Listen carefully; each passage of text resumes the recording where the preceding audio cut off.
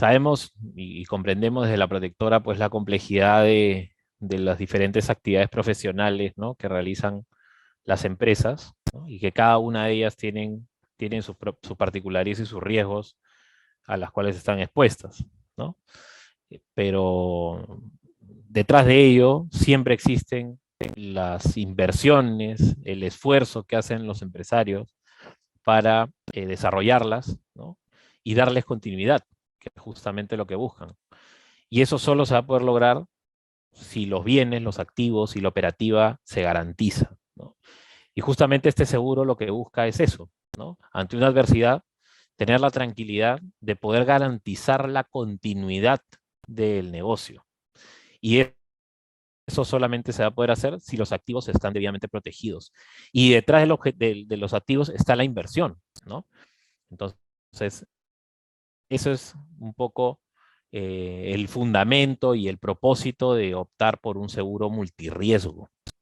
Hoy día, pues la coyuntura política, social, que atraviesa el país, ¿no?, expone altamente a las empresas públicas y privadas a unos riesgos que no son ajenos de este seguro, ¿no?, que son los riesgos políticos, donde están inmersas las huelgas, las conmociones civiles, los daños maliciosos, y que justamente se podría haber perjudicado el patrimonio de los microempresarios, del Estado, ¿no?, y de diversas entidades del sector económico. Entonces, juega hoy día un rol importantísimo la contratación de este tipo de seguro multirriesgo o póliza patrimonial, ¿no? Primero, una breve introducción, ¿no?, sobre el seguro, ¿no? ¿Qué es un seguro? Pues este es un instrumento, ¿no?, por el cual se puede hacer una transferencia de riesgo a una aseguradora, ¿sí? La cual se va a hacer cargo de garantizar o indemnizar el perjuicio económico que se produzca posterior al siniestro, ¿no? Esto es un seguro, es un instrumento, es un mecanismo de transferencia de riesgo. ¿Qué es el riesgo?, ¿no? Justamente el riesgo es cualquier amenaza o peligro a la cual está expuesta una empresa, en este caso, ¿no?, y que por esa exposición pueda terminar o acabar sufriendo una pérdida económica. Características fundamentales: que estos riesgos pues son imprevistos, son súbitos, fortuitos, o sea, es decir, van a ocurrir cuando menos lo esperemos. Pueden ser de día, pueden ser de noche, pueden ser en feriados, pueden ser en incluso días en donde no hay actividad en la empresa, ¿no?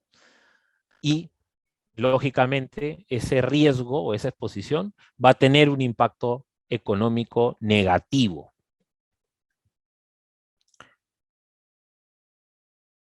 Luego de conocer un poco qué es el seguro y el riesgo, tenemos la materialización de esto, o sea, es decir, el seguro, el riesgo, ¿no?, son documentos intangibles, ¿no?, son promesas que finalmente se deben de traducir en un resarcimiento de un siniestro, ¿no?, que el siniestro es justamente un hecho accidental, súbito, imprevisto, que es las características del riesgo, que produce finalmente ya el daño material o personal, generando una pérdida económica. Aquí tenemos algunos ejemplos de siniestro, ¿no?, el incendio, la inundación, ¿no?, el huaico, los daños por agua.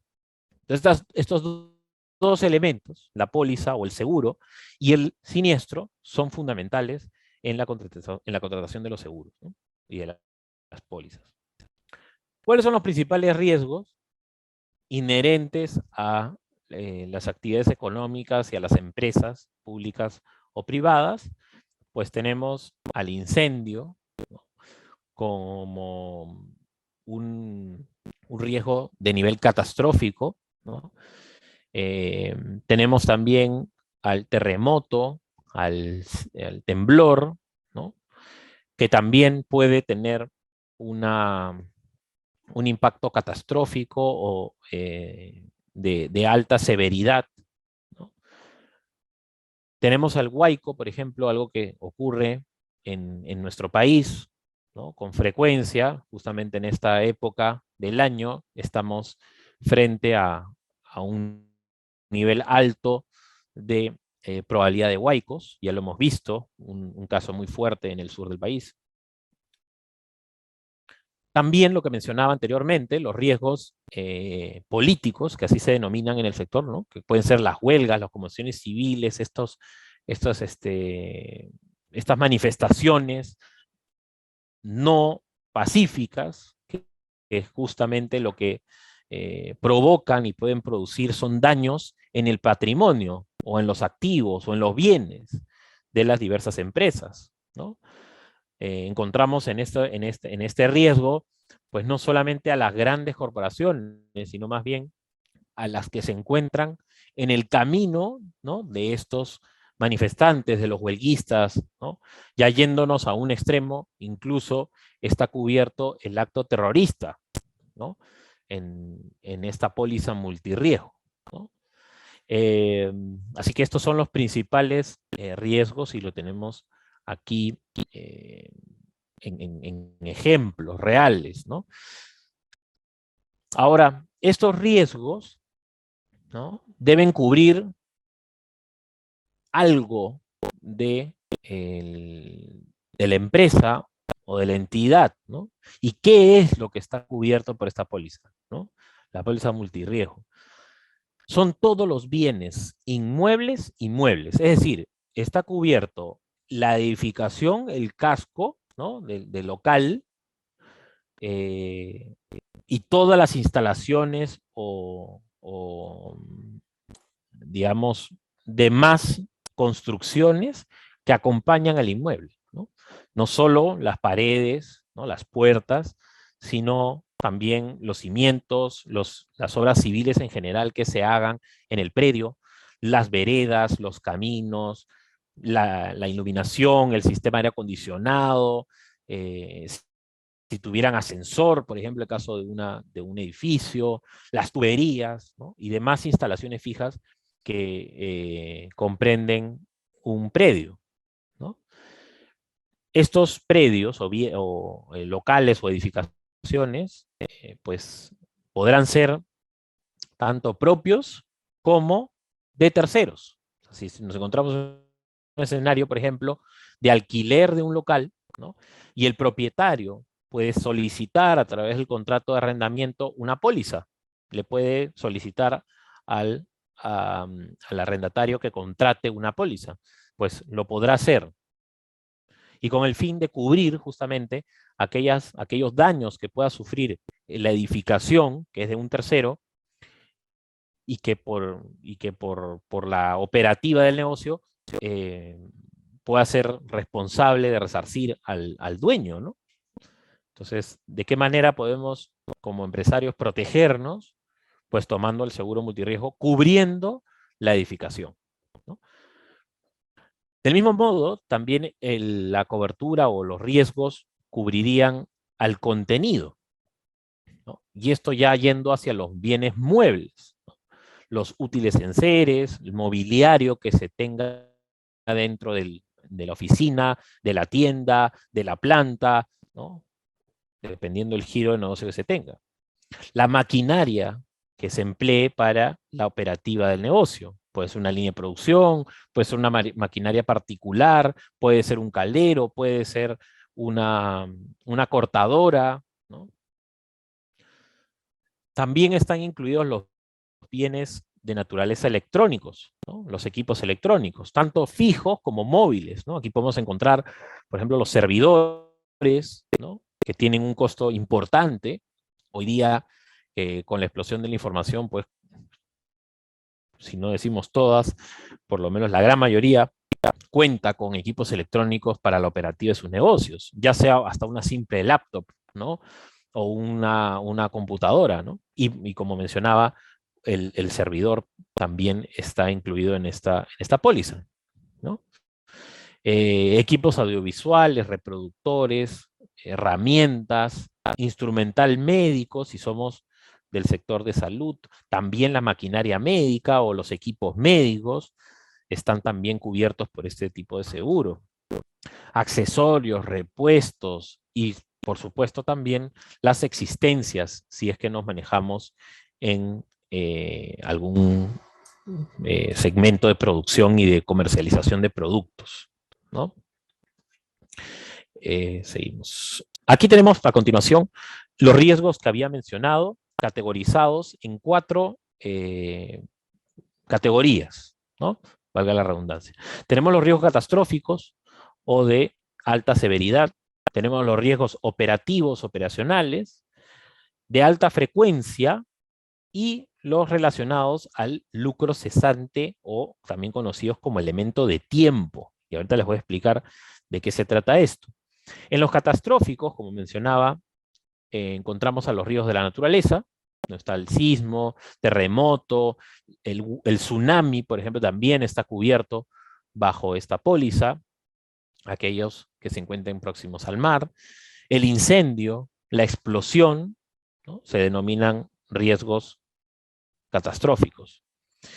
En lo que son riesgos operacionales, operativos, tenemos a los daños internos que puedan sufrir las maquinarias y equipos, y que esto nuevamente pueda detener o impedir la continuidad del negocio. Estos daños internos o averías en los equipos deben ser por eventos accidentales, súbitos, imprevistos, como mencionaba al inicio, que es un poco la definición de riesgo, ¿no? Si se trata de una falta de mantenimiento o algún acto doloso, por ejemplo, ¿no? Eso sí no estaría cubierto, pero sí los eventos accidentales, súbitos e imprevistos. Del mismo modo, la impericia, descuido y negligencia del operador de los equipos, ¿no? ¿Por qué? Porque la compañía de seguros y las pólizas entiende que el negocio, ¿no? En sí mismo, pues no tiene tampoco injerencia directa en las decisiones que finalmente pueda tomar el personal, ¿no?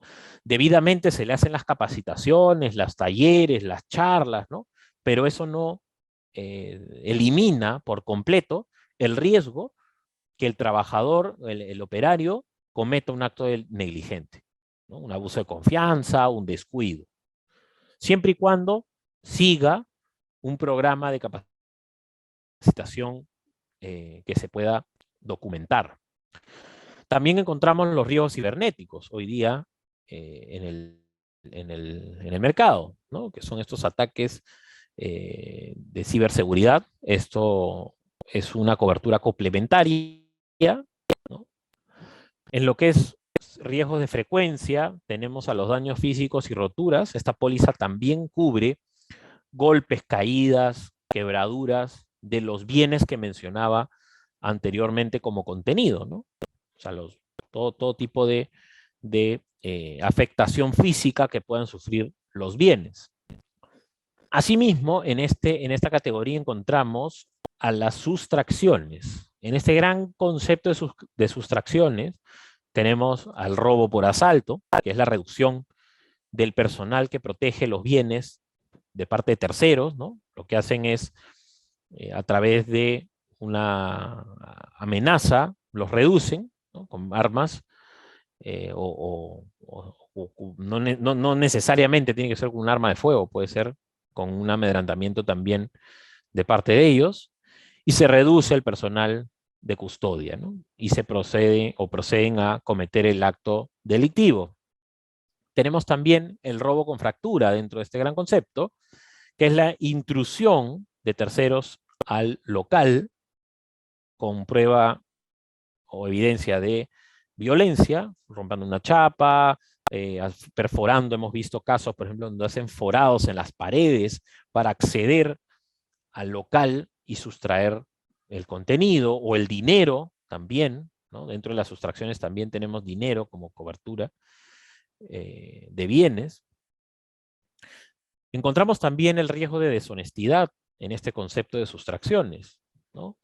La deshonestidad ya es, digamos, la participación de un trabajador o personal de la empresa en el acto delictivo, ¿no? No tiene que ser únicamente el trabajador, el actor del siniestro, ¿no? Puede estar coludido con terceros, facilitando información o dando las facilidades de acceso, ¿no? Y que sea parte del grupo delictivo. Luego tenemos el grupo o el rubro de lucro cesante o elemento de tiempo. Y este rubro viene posterior, ¿no? El lucro cesante es posterior al siniestro ocurrido, bajo los riesgos mencionados anteriormente, que en lo que devenga es una caída en las ventas o en la utilidad del negocio, ya sea por una paralización total, porque como mencionaba al inicio, pues los riesgos de incendio o de robo podrían llevar a que el negocio se detenga, porque ya no se tienen los recursos para continuar, y eso automáticamente se traduce en una caída en ventas o una caída en la utilidad, dependiendo del giro que se tenga. Entonces, esa pérdida posterior al siniestro, además de los costos de reparar, reponer los activos, esa pérdida económica, también la póliza los indemniza bajo condiciones indicadas en el seguro. Eso se conoce como el lucro cesante, ¿no? Y tiene un periodo. Hasta que se restablezca la operativa regular del negocio, pues toda esa pérdida se indemniza. ¿Tiene que ser una pérdida total del negocio, una paralización total? No. Puede ser también una suspensión o una caída en la productividad regular, ¿no?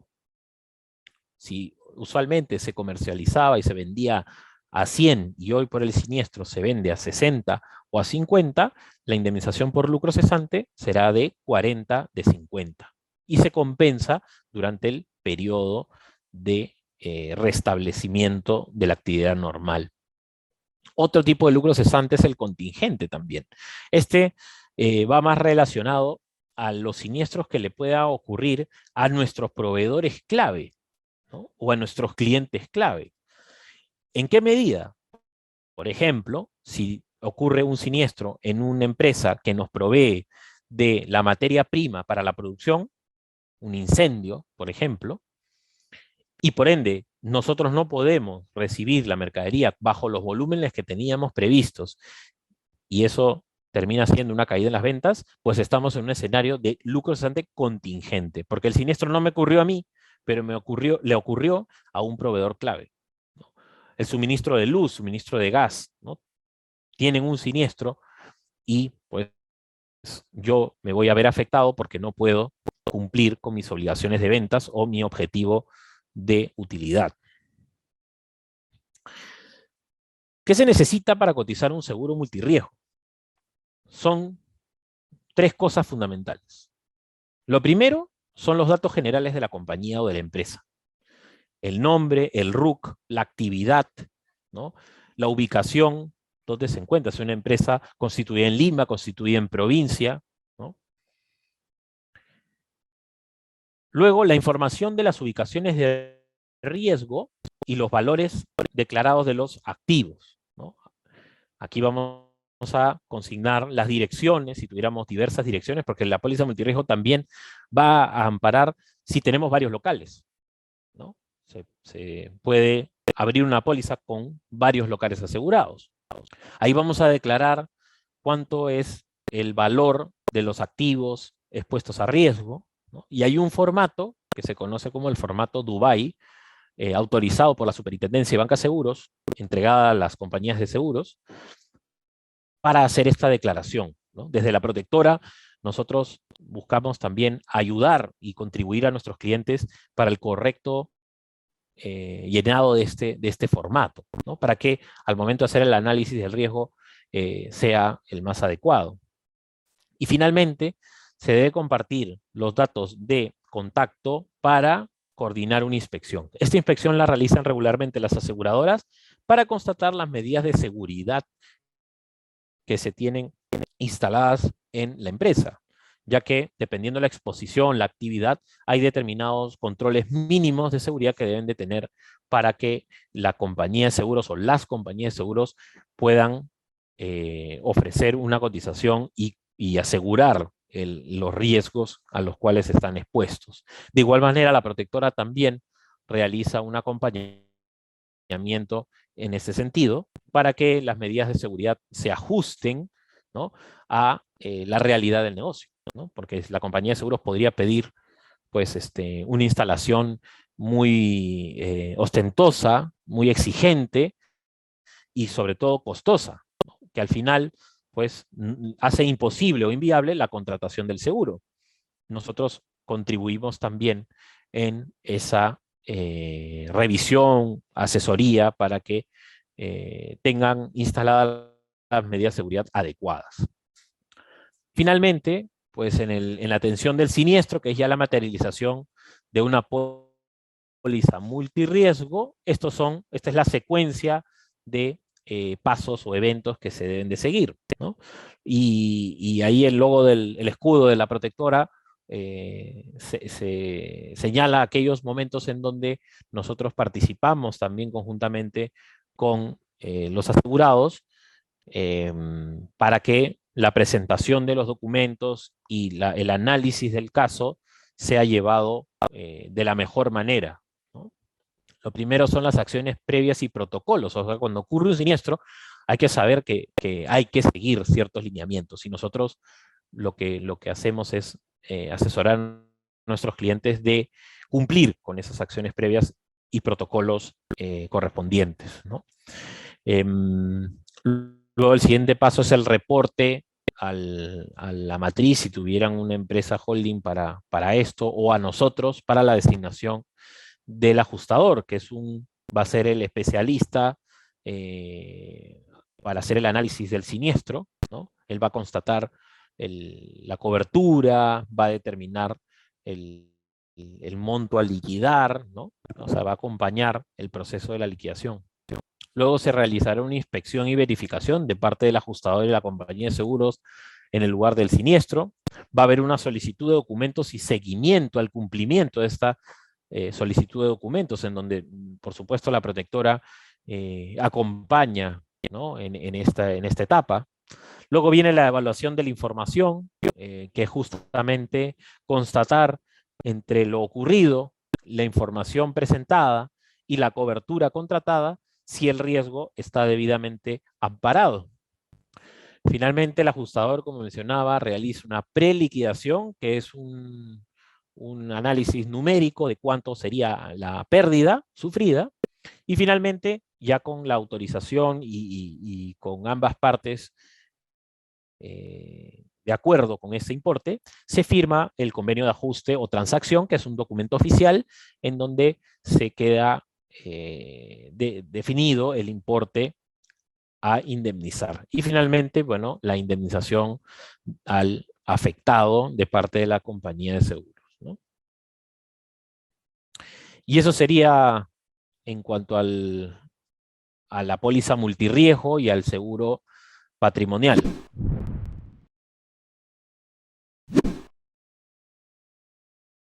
Existen dos modalidades para contratar el seguro, ¿no? Hay una modalidad que es a declaración o lista de bienes asegurados, en donde aquí hay una selección de aquellos bienes que se desean cubrir particularmente. Normalmente esto se hace en empresas industriales, en donde se desean cubrir ciertas máquinas, ¿no? Y se prepara o se envía una lista de los equipos a asegurar, y solo esos quedan asegurados. Esa es una modalidad, ¿no? Hay la otra modalidad, que es conglomerado asegurado o valor declarado global, en donde sí, aquí existe una obligatoriedad de declaración al 100% a valor nuevo, porque se entiende que de buena fe, ¿no?, la aseguradora va a cubrir todos los activos que se siniestren. Entonces, al momento de declarar o asegurar, se debe reflejar ese monto, ¿no? Hay riesgos que sí son agravados, ¿no? Pero en general todo se puede asegurar. ¿no? Sabemos que hay mecanismos para obtener respaldo. Si no se puede desde el mercado local peruano, se puede buscar el mercado de reaseguro internacional para cubrir riesgos más agravados, ¿no? Que sí hay una agravación de riesgo por actividad, pero digamos que en líneas generales cualquier actividad se puede asegurar. Sí, por supuesto. Hay productos, incluso en el mercado, que ya tienen un estándar de diseño, ¿no? Y de contratación que justamente es más acotado a una actividad pyme, ¿no? Y por ende tiene un costo menor, ¿no? Así que sí, definitivamente las pymes pueden acceder a este seguro sin ningún problema. El precio de los seguros hay para todos los segmentos, no es una limitación, pero importante lo que señalas, ¿no? La proporción entre lo que cuesta el seguro y lo que uno puede llegar a perder, ¿no? En caso de un siniestro, ¿no? Pues queda completamente justificado, ¿no? Un seguro PYME, por ejemplo, puede estar entre los $100 hasta los $500 al año, ¿no? Y detrás de eso, pues tenemos un aseguramiento por varios miles de dólares. Entonces, pues realmente sí vale la pena, ¿no? Independientemente de si es una pyme, si es una corporación, si es una empresa mediana, la proporción entre lo que cuesta y lo que te podrían llegar a pagar en caso de que sufras un siniestro, pues de lejos vale la pena, ¿no? Se justifica. Así que sí, de hecho es algo justificado, ¿no? Bien, bueno, la póliza, como cualquier contrato, ¿no? Y acuerdo entre partes, tiene limitaciones, ¿no? Tiene sus limitaciones. Las principales podrían ser, por ejemplo, el dolo o el fraude, ¿no? O sea, si se demuestra que el tomador de la póliza, la empresa o alguna persona involucrada, pues esté tratando de beneficiarse a través de la póliza, y eso automáticamente no queda cubierto. Lo segundo, también resaltante, son las medidas de seguridad, que era lo que mencionaba, ¿no? O sea, si no se cumplen con estas exigencias de seguridad mínimas que se deben de mantener, también podríamos caer en un escenario de exclusión o de rechazo, ¿no? Y por último, los procedimientos, ¿no? Hay una seguidilla de procedimientos que se deben de realizar en el momento del siniestro para que la póliza actúe, y es ahí donde juega el corredor o el broker, en este caso la protectora, el rol más importante, ¿no? Que es instruir al asegurado de cómo actuar en caso de siniestro. Y es ahí donde juega el tener un broker una participación fundamental, ¿no?